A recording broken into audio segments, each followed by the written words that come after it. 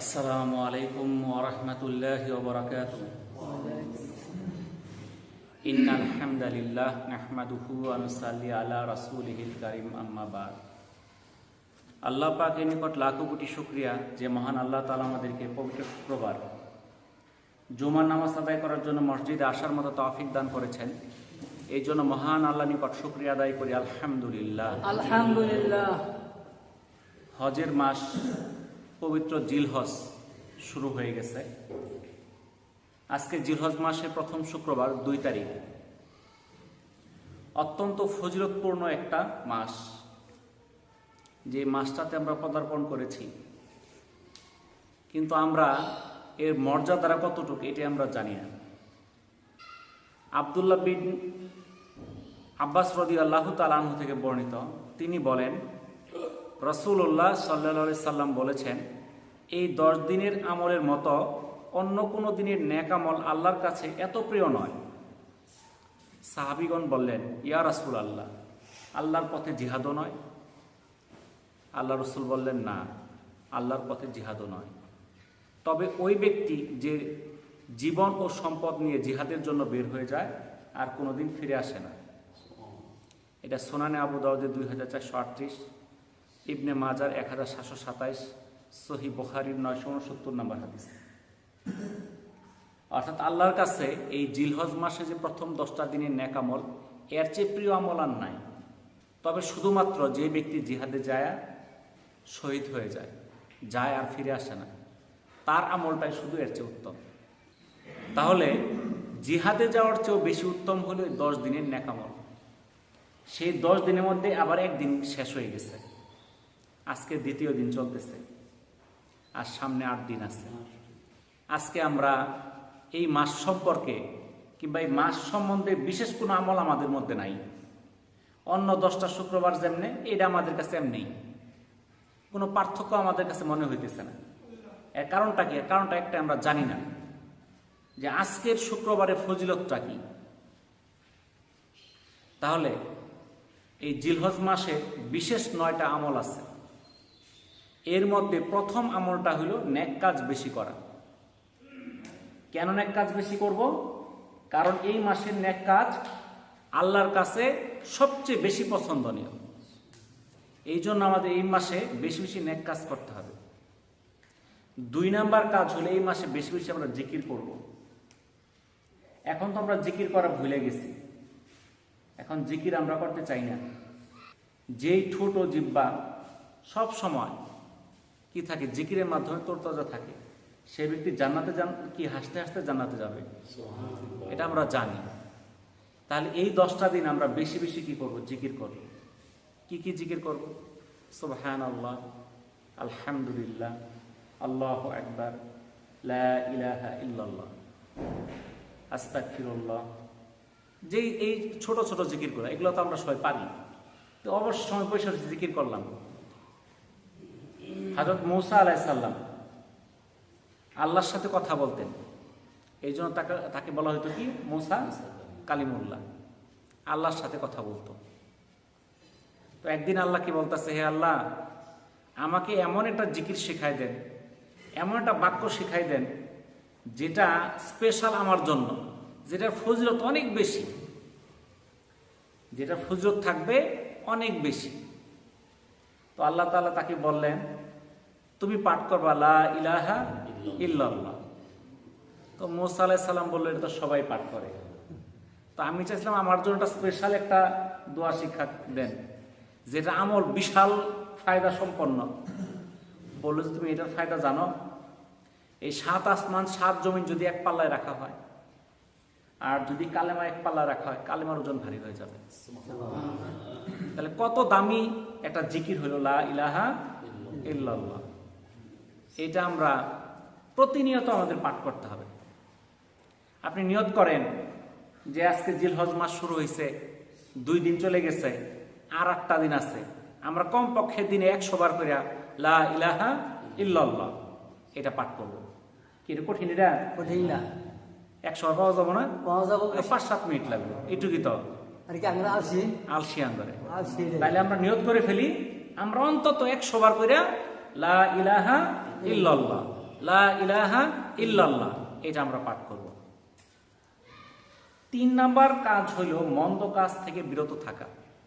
আমাদের চেষ্টা থাকতে হবে যে এই যে জিলহজ মাস, পবিত্র একটা মাস, এই মাসে যেন আমার দ্বারা কোনো মন্দ কাজ না হয়।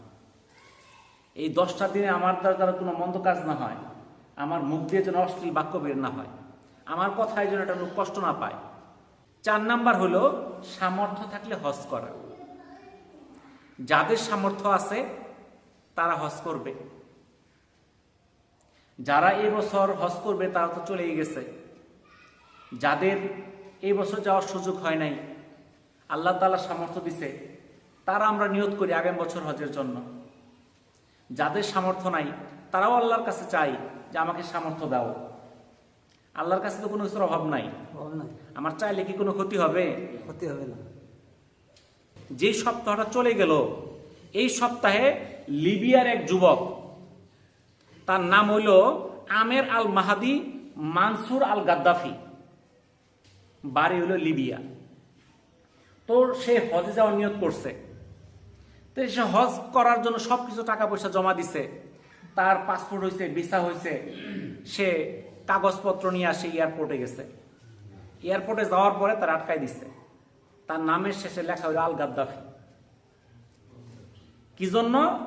ওই লিবিয়ার যে আগের প্রেসিডেন্ট ছিল গাদ্দাফি, ওই সময় নিষেধাজ্ঞা ছিল গাদ্দাফি পরিবারের বিদেশ যাওয়ার ব্যাপারে নিষেধাজ্ঞা। ওই নিষেধাজ্ঞায় মনে করছে এও গাদ্দাফি পরিবারের লোক, মনে করে তার আটকাই দিছে, তার কি দেয় না, ইমিগ্রেশন পার করতে দেয় না। তো বিমান অপেক্ষা করছে, বিমানে যখন টাইম শেষ তখন বিমান চলে গেছে, এদিকে সে আমের বৈশা রয়েছে যে আমি তো নিয়ত করছি আমি এয়ারপোর্ট ছেড়ে যাব না, আমি হজে না যাওয়া পর্যন্ত, আমি মক্কা না যাওয়া পর্যন্ত আমি এয়ারপোর্ট ছাড়বো না। সে ওখানেই বসে রয়েছে। কিছুক্ষণ পরে বিমান আবার ঘুরে আইছে। কি সমস্যা? বিমানের যান্ত্রিক সমস্যা, বিমান যাইতে পারতেছে না। বিমান আবার ঘুরে আসছে লিবিয়াতে। আসার পরে চেক আপ করছে, না বড় কোনো সমস্যা নাই, টুকটাক ঠিকঠাক করে আবার ছাড়ছে। আবার ছেড়ে গেছে, আবার আগের অবস্থা, বিমান যায় না, সমস্যা। এটা গত সপ্তাহের ঘটনা, বানানি ঘটনা না। খবর দেখেন, সকল টিভিতে দেখাইতেছে। এটা বানানি ঘটনা, ফেসবুকের খবর না এটা। আবার ফেসবুকে কিছু ভুয়া খবর দেয়, এটা ফেসবুকের ভুয়া খবর না। আপনি ভালো খবর দেখেন, ভালো চ্যানেলের খবর দেখেন। আপনি দ্বিতীয়বার ঘুরে আসছে, আসার পর বিমানে তেমন সমস্যাই নেই। পাইলট বলতেছে ওই যে যারা রেখে হয়েছে অরে দেও, তারপরে আমি বিমান ছাড়ছি। পরে সেই আমেরকে বিমানে উঠাইছে, বিমান ঠিকঠাক এবার মক্কা চলে গেছে, জাদ্দা, কোনো সমস্যা নাই বিমানে। বুঝলেন? এটা হলো নিয়ত, এখলাস। আমাদের এখলাস থাকতে হবে। যদি এখলাস থাকে আল্লাহ তাআলা তাকে নিবেই। মানুষের কিছুই নাই, রিক্সা চালায় হজ করতে যাইতেছে, কারণ তার মনের ইচ্ছা আছে, নিয়ত আছে। নিয়ত থাকলে সে পারবে। 5 নাম্বার, সামর্থ্য থাকলে কুরবানি করা। জিলহজ মাসের 10, 11, 12 যে কোনো দিন কোনো ব্যক্তির মালিকানায় নিত্য প্রয়োজনীয় জিনিস ব্যতীত 7.5 ভরি স্বর্ণ অথবা 52 তোলা রূপা বা এই পরিমাণ সম্পদ যদি তার কাছে থাকে, তাহলে তার কুরবানি দিতে হবে। এটা ইবনে মাজার 226 নম্বর হাদিস। 52.5 তোলা রূপার বর্তমান দাম 1 লাখ টাকার মতো। অর্থাৎ 1 লাখ টাকা থাকলে তার কুরবানি দিতে হবে। সেটা ব্যবসায়িক পণ্য হইতে পারে, ঘরের মধ্যে ধান হইতে পারে, টাকা হইতে পারে, স্বর্ণরূপা হইতে পারে। যদি থাকে তাহলে কুরবানি দিতে হবে। হযরত ইবনে আরকাম রাদিয়াল্লাহু তাআলা আনহু বর্ণনা করেন, রাসূলুল্লাহ সাল্লাল্লাহু আলাইহি সাল্লামের কাছে সাহাবাগণ বললেন, হে আল্লাহর রাসূল, এই কুরবানি কি? উত্তরে আল্লাহ রাসূল বললেন, তোমাদের পিতা ইব্রাহিম আলাইহিস সালামের সুন্নত। সাহাবীগণ আবার জিজ্ঞাসা করলেন, হে আল্লাহর রাসূল, তাতে আমাদের কি সওয়াব রয়েছে? উত্তরে রাসূলুল্লাহ সাল্লাল্লাহু আলাইহি সাল্লাম বললেন, কুরবানির পশুর প্রতিটি পশমের বিনিময়ে একটি সওয়াব রয়েছে। সাহাবাগণ আবার প্রশ্ন করলেন, হে আল্লাহর রাসূল, ভেড়ার তো অনেক পশম, তার হুকুম কি? এটা তো গণনা করা সম্ভব নয়। আল্লাহ রাসূল বললেন, এই ভেড়ার প্রতিটি পশমের বিনিময়ে রয়েছে সওয়াব। ইবনে মাজাহ 226 নম্বর হাদিস। তাহলে একটা পশুর মধ্যে যতগুলো লোম আছে সমপরিমাণ নেকি। হযরত আবু হুরায়রা রাদিয়াল্লাহু তাআলা আনহু থেকে বর্ণিত, রাসূলুল্লাহ সাল্লাল্লাহু আলাইহি সাল্লাম বলেন, যে ব্যক্তি সক্ষমতা থাকা সত্ত্বেও কুরবানি করলো না, সে যেন আমাদের ঈদগাহের নিকটেও না আসে। ইবনে মাজাহ 226। অর্থাৎ যার সামর্থ্য আল্লাহ দিচ্ছে কুরবানি করার মতো, এরপরও কুরবানি করলো না, সে যেন ঈদগাহের নিকটবর্তী না হয়। বুঝছেন তো তার কতটুকু হুমকি দেওয়া হয়েছে। কিন্তু আমাদের অনেকের সামর্থ্য আছে, আমরা কুরবানি দেই না। রাসূলুল্লাহ সাল্লাল্লাহু আলাইহি সাল্লাম বলেন, কুরবানির দিন সবচেয়ে বড় ইবাদত হচ্ছে কুরবানি করা। এটা তিরমিজির 1493 নম্বর হাদিস। আম্মা জান আয়েশা রাদিয়াল্লাহু তাআলা আনহা বলেন, রাসূলুল্লাহ সাল্লাল্লাহু আলাইহি সাল্লাম ইরশাদ করেন, কুরবানির দিন কুরবানির চেয়ে উত্তম আমল নেই। কিয়ামতের দিন কুরবানির পশুকে শিং, পশম এবং খুর সহ পেশ করা হবে এবং কুরবানির জন্তুর রক্ত মাটিতে পড়ার আগে আল্লাহ তাআলার কাছে তা কবুল হয়ে যায়। অতএব তোমরা আনন্দ চিত্তে কুরবানি করো। তাহলে কুরবানি করার কত ফজিলত। আল্লাহ রাব্বুল আলামিন বলেন, অতঃপর তোমরা উহা হতে আহার করো এবং দুস্থ অভাবগ্রস্তদের আহার করাও। সূরা হজের 28 নম্বর আয়াত। এই যে আমরা কুরবানিটা করব, এটা কাদেরকে আমরা দেব? আল্লাহ তাআলা বলেন, তোমরা এটা আহার করো এবং দুস্থ অভাবগ্রস্তদেরও আহার করাও। সূরা হজ 36 নম্বর আয়াতে আল্লাহ তাআলা বলেন, অতঃপর যখন তারা কাত হয়ে পড়ে যায়, তখন তা থেকে তোমরা আহার করো এবং আহার করাও যে কিছু চায় আর যে চায় না তাকেও। তাহলে কুরবানি যখন আমরা করব, পশু কুরবানি হয়ে গেছে, তখন সেখান থেকে কে কে আহার করবে? যে কুরবানি যারা করলো তারা আহার করবে, যারা চায় তাদেরকে দিবে, যারা চায় না তাদেরকেও দিবে। কারা চায়? চায় এতিম, অসহায়, ফকির, মিসকিন, এরা চায়। চায় না কারা? আত্মীয় স্বজন, প্রতিবেশী। ওরা কি চায়? আপনার প্রতিবেশী তো আপনাকে চাবো না, বুঝতে দেন, চাবো না। কিন্তু কোরআনে বলে দিল, যারা চায় তাদেরকেও দাও, যারা চায় না তাদেরকেও দাও। রাসূলুল্লাহ সাল্লাল্লাহু আলাইহি সাল্লাম কুরবানি গোশত সম্পর্কে বলেছেন, তোমরা নিজেরা খাও, অন্যকে আহার করো এবং সংরক্ষণ করো। বুখারীর 5569 নম্বর হাদিস। যখন প্রথম আল্লাহ তাআলা কুরবানির বিধান নাজিল করেন, তখন উম্মতে মুহাম্মদের জন্য কুরবানির গোশত সংরক্ষণ করা 3 দিনের বেশি নাজায়েজ ছিল। কিন্তু পরবর্তীতে দেখা গেল যে কুরবানি অনেক মানুষ কুরবানি দেয়, 3 দিনে তো খায়া শেষ করতে পারে না। তখন আল্লাহ রাসূল অনুমতি দিলেন, না, তোমরা এখন সংরক্ষণ করে খাইতে পারবা, 3 মাসও খাওয়া যাবে, সমস্যা নাই। কিন্তু এখন আমরা করি কি, যেহেতু সুযোগ আছে, গরু একটা জবাই করার আগে একটা ডিপ ফ্রিজ কিনা লই। বুঝছেন তো, যেহেতু কুরবানি নিয়ত করছে, একটা বড় দিকে ডিপ ফ্রিজ কিনা আমান জবাই করে মধ্যে কেটে এটা রেখে দিছে যে সারা বছর খাও। আসলে নিয়ম হলো কি, সে খাবে, যে অভাবগ্রস্ত তাকে দিবে, নিকটাত্মীয়, আত্মীয় স্বজন, প্রতিবেশীদেরকে দিবে। নিজের যেটুক বন্ট এটুক সে 6 মাস খাক, 1 বছর খাক, সমস্যা নাই। কিন্তু সম্পূর্ণ সে নিজে খায় ফেলবে, তাহলে তো কুরবানি আদায় হবে না। কারণ যারা এই যে কুরবানি গোশত মানুষকে না দিয়ে নিজেরা খাইতে চায়, এরকম লোক তো আছে কিছু। ওরা খুঁজে কোন মাসালা দিয়ে আমি সব খাইতে পারবো, এরকম নিয়ত কেউ কেউ করে। এখন হাদিসে আছে, যদি কোনো ব্যক্তির কুরবানির গোশত কম হয়, ধরুন একটা ছোট্ট একটা ছাগল কুরবানি দিচ্ছে, গোশত হয়েছে 5-7 কেজি, পরিবারের সদস্য 15-20 জন, আর খাইলে তো নিজেরই হয় না, মানুষের কোথা থেকে দেবো, তার জন্য সম্পূর্ণ খাওয়া যায়।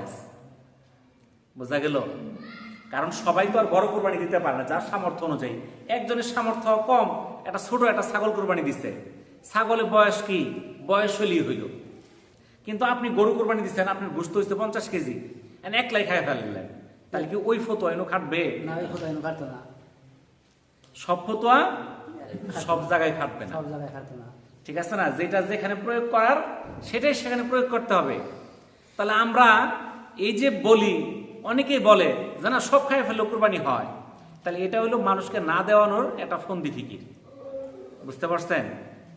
আব্দুল্লাহ বিন ওমর রাদিয়াল্লাহু তাআলা আনহু থেকে বর্ণিত, তিনি বলেন, কুরবানির পশুর 1/3 পরিবারের জন্য 1/3 তোমাদের প্রতিবেশীর জন্য, 1/3 ফকির মিসকিনের জন্য। এটা কার মতে? আব্দুল্লাহ বিন ওমর রাদিয়াল্লাহু তাআলা আনহুর মতে। আমরা যদি সাহাবীদের দিকে চিন্তা করি, সাহাবীরা কিভাবে বন্টন করছে, আল্লাহ রসুলের বন্টন তো আমরা পাইতাম না। যখন একজন সওয়াল করছে, আল্লাহ রসুলের কাছে খালি হাতে কেউ ফিরা যায় নাই, যদি তার ঘরে কোনো খাবার থাকতো। ইবনে মাসুদ রাদিয়াল্লাহু তাআলা আনহু কুরবানির গোশত 3 ভাগ করতেন। 1 ভাগ নিজের জন্য, 1 ভাগ যাকে চাইতেন, মাকে যাকে ইচ্ছা তাকে দিতেন, আর 1 ভাগ দিতেন ফকির মিসকিনদের জন্য। তাহলে 1 ভাগ রাখতেন নিজের জন্য, 1 ভাগ সেই ইচ্ছা অনুযায়ী দিতেন, আত্মীয় স্বজন প্রতিবেশী এদেরকে দিতেন, আর 1 ভাগ ফকির মিসকিনদের জন্য দিতেন। তো এখন আমরা যে কুরবানিটা করি, আমাদের মধ্যে অনেকেই আছে, আমরা কুরবানি নিয়ে আমরা চিন্তা ভাবনা করি, করবো কি করতাম না, টাকা পয়সা হাতে নাই। কিন্তু কুরবানির মাসালা হইল, যদি 52.5 তোলা রূপা বা 7.5 ভরি স্বর্ণ বা সেই পরিমাণ সম্পদ জিলহজ মাসের 10, 11, 12, 3 দিনের মধ্যে তার থাকে, তার কুরবানি দিতে হবে। এখন একজনের সামর্থ্য আছে, সে 1.5 লাখ 2 লাখ টাকা দিয়ে গরু কিনবে, আরেকজনের সামর্থ্য কম আছে, সে কম দিয়ে দিবে। কিন্তু কুরবানি দেওয়ার আমাদের সবার চেষ্টা করতে হবে। যার ঘরে 1 সমান দান আছে, আর কুরবানি দেওয়া ওয়াজিব হয়ে গেছে। আমাদের অনেকের 1 সমান দান আছে, না থাকলে সমপরিমাণ টাকা আছে, ব্যবসার মধ্যে ক্যাশ আছে। আমরা সবাই কুরবানি, যাদের সামর্থ্য এইটুকু আছে, আমরা কুরবানি দেওয়ার চেষ্টা করব। এখন কুরবানি আমরা প্রয়োজনে আমরা 7 জনে মিলে দিতে পারি। 1 লাখ টাকা দিয়ে গরু পাওয়া যায়, 7 জনে দিলে পরে 15,000 করে। আর কেউ যদি মনে করেন যে না আমি 1 লাখ দিব, ছাগল দিতে পারেন, একটা খাসি 12, 14,000, 15,000 টাকার খাসি পাওয়া যায়। কেউ যদি মনে করেন যে না খাসি কেনার সামর্থ্য নাই, আপনি বকরি কিনতে পারেন, ছাগল 5-6 হাজার টাকার ছাগল পাওয়া যায়, তবু আপনার কুরবানি আদায় হয়ে গেল। এই কুরবানির মধ্যে আল্লাহ তাআলা আমাদের জন্য একটা বিশাল ফজিলত দিচ্ছেন, কি সওয়াবও আছে, খাওয়াও যাবে। এটা আপনার জন্য আল্লাহ তাআলা হালাল করে দিচ্ছে, সম্পূর্ণ এটা আমাদের জন্য খাওয়া হালাল। এক সময় ছিল কুরবানি দিত, তখন সেটা কি হতো, আল্লাহ আগুন পাঠায়, সে কুরবানিকে পুড়াই ফেলতো। যেটা পুড়ে ফেলতো সেটা কবুল হইতো, কেউ খাইতে পারতো না। কিন্তু আমাদের জন্য তো পুরাই দিতেছে না, আমরা খাইতে পারতেছি। এখন এই যে কুরবানির ঈদ, এই কুরবানির ঈদ কি শুধু ধনীদের জন্য না গরিবদের জন্য? এটা সবার জন্য না? এটা কিন্তু সবার জন্য। তাহলে কুরবানি ঈদটা হলো সবার জন্য। তো আমরা যারা ধনী আছি, আমরা এরাই কুরবানি দিলাম আর এরাই খাইলাম, গরিব ঘরে খাওয়ার দরকার আছে না? দরকার আছে। তো এই গরিবরাও যেন কুরবানি গোশতটা খাইতে পারে, এই জন্য আমাদের যাদের সামর্থ্য আছে তাদেরকে কুরবানি দিতে হবে। যাদেরকে আল্লাহ সামর্থ্য দিল তারা যেন কুরবানি দেয়। আল্লাহ রাসূল ধমকি দিচ্ছেন, যে কুরবানি তার সামর্থ্য থাকা সত্ত্বেও কুরবানি দিল না, সে যেন ঈদগাহের কাছেও না আসে। তাহলে আমাদের কুরবানি কি দেওয়া দরকার না? কি বলেন?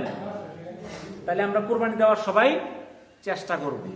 এখন এই যে কুরবানি যে দিব আমরা, এখানে আমাদের সমাজ আছে, এই সমাজের মধ্যে 3টা ভাগের 1 ভাগ আমরা দিয়ে দেই। এটা দেওয়া কিন্তু ফরজ না, সুন্নত না, ওয়াজিব না, কিন্তু এটা দেওয়া উত্তম।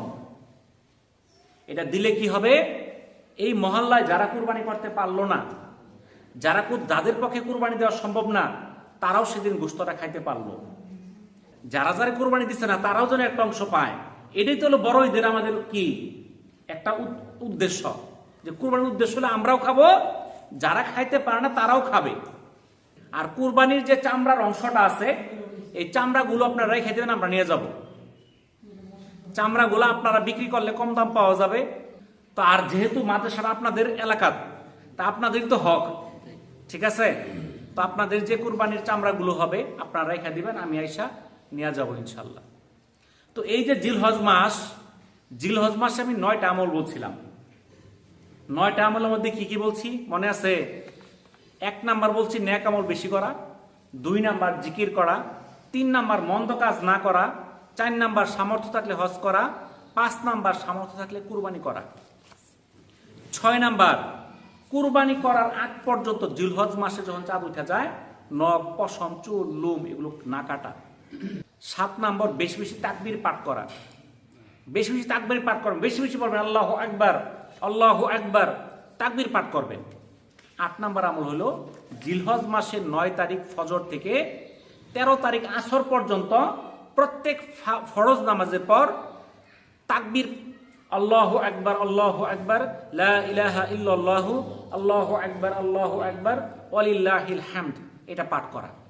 এটা প্রত্যেক পুরুষের জন্য উচ্চস্বরে একবার পাঠ করা ওয়াজিব, আর মহিলাদের জন্য মনে মনে পাঠ করা ওয়াজিব। আমরা 9 জিলহজ ফজর থেকে, আগামী শুক্রবার ফজর থেকে, মনে রাখবেন আগামী শুক্রবার ফজর থেকে 13 তারিখ আসর পর্যন্ত প্রত্যেক ফরজ নামাজের পর আল্লাহু আকবার লা ইলাহা ইল্লাল্লাহু আল্লাহু আকবার ওয়ালিল্লাহিল হামদ এটা পাঠ করতে হবে। আর 9 নাম্বার আমল হলো আরাফার দিন রোজা রাখা। এই জিলহজ মাসে 1 তারিখ থেকে 9 তারিখ পর্যন্ত প্রত্যেকটা রোজা রাখা আমাদের জন্য উত্তম। যদি কোনো ব্যক্তি একদিন রোজা রাখে, এর বিনিময়ে আল্লাহ তাআলা তাকে 1 বছর নফল রোজা রাখার সওয়াব দান করবেন। কয়টা? মাত্র একটা রোজা রাখলে 1 বছর নফল রোজা রাখার সওয়াব। এতে পুরস্কার আর কি চান? আর যে ব্যক্তি আরাফার দিন রোজা রাখবে, ওর ফজিলত হলো পিছের 1 বছরের গুনাহ, সামনের 1 বছরের গুনাহ আল্লাহ তাআলা মাফ করে দিবেন। এতে পুরস্কার আর কি দরকার কোন তো দেখি? এরপরে আমরা এটা রোজা রাখতে চাই না। কারণ আরাফার দিন কবে? আরাফার দিন হলো আগামী বৃহস্পতিবার, যেদিন হজ সেদিন হলো বৃহস্পতিবার। আবার অনেকের মতে যে না, আমাদের বাংলাদেশে যেদিন 9 জিলহজ ওই দিন, তাহলে 9 জিলহজ বাংলাদেশে হলে শুক্রবার। তাহলে আমরা মতভেদ বাদ দিয়া বৃহস্পতি শুক্র দুইটাই রাখি, তাহলে তখন মিস হওয়ার সুযোগ নাই। এখন আমি রাখলাম বৃহস্পতিবারে, তখন কিছু হুজুর গুলো না এটা শুক্রবার এখন লাগবো। আমি শুক্র রাখলাম, কিছু হুজুর গুলো না এটা বৃহস্পতিবার এখন লাগবো। তাহলে আমার বেজাল হয়ে গেল না? তো আমরা এত ফতুয়া জানি না, দৌড়াই গেলাম, অসুবিধা কি? লস হবো নাকি? দুইটা রাখলে 2 বছর নফল রোজার সব, বুঝছেন তো? একটা রাখলে 1 বছর নফল রোজা, 2টা রাখলে 2 বছর, 9টা রাখলে 9 বছর নফল রোজার সব। আর আরাফার দিন রোজার বিশেষ বৈশিষ্ট্য, পিছের 1 বছর গুনাহ, সামনে 1 বছর গুনাহ মাফ। তাহলে আগামী বৃহস্পতি শুক্র আমরা রাখতে পারবো না 2টা রোজা? যাদের পক্ষে সম্ভব ওরা সুযোগ করেন, কালকেই শুরু করেন। তাও আপনার গতকালকে আজকে 2টা গেছে, তাও 7টা হবো। যে 7টা রাখবেন 7 বছর নফল রোজার সব পাবেন। বুঝতে পারলেন তো? তাহলে যারা 7টা রাখতে পারবো না, অন্তত আগামী বৃহস্পতি শুক্র এই 2টা রোজা রাখার নিয়ত করি। আমার দৃষ্টিতে বৃহস্পতিবার যেটা হবে সেটাই হচ্ছে আসল রোজা। ওই রোজাটার বিনিময়ে আল্লাহ তাআলা পিছনের 1 বছর গুনাহ, সামনের 1 বছর গুনাহ মাফ করে দেবেন। মেহেরবানি করে আমরা সবাই এই রোজাটা রাখার চেষ্টা করি।